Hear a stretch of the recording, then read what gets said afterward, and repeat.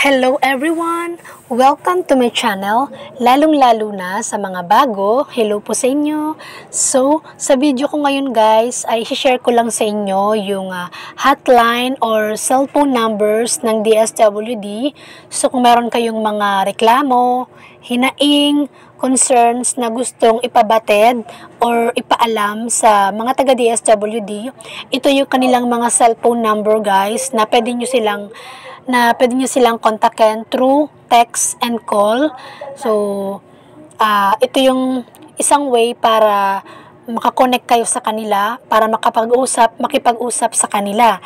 So, by the way, ang information pa na ito guys ay nakuha ko mula sa sa pinaka-real Facebook page ng DSWD.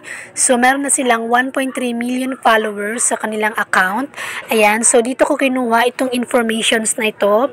So, ito yung kanilang smart. So, ito yung kanilang, pwede nyong iyan na lang to guys, screenshot para mas madali. So, yung kanilang smart, ayan, yung nasa left side, color green. Ayan, yung kanilang smart number 0943-464-8026, 0943-464-8086, and 0932-933-3251. Yan yung kanilang tatlong cellphone numbers sa smart and talk and text. Ito naman guys, yung kanilang dalawang cellphone numbers para sa TM and Globe, 0995-715-3926 and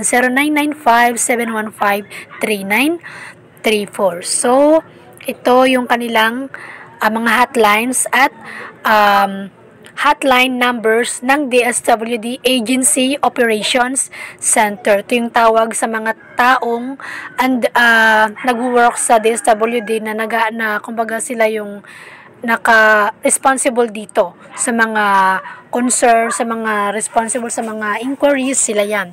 Yung mga DSWD Agency Operations Center.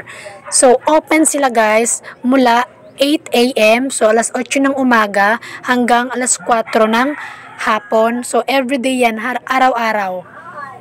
From Monday to Sunday, kasama daw yung holiday. So, huwag kayong tatawag ng alas 7 pa lang ng umaga guys kasi off or sarado pa yung kanilang linya.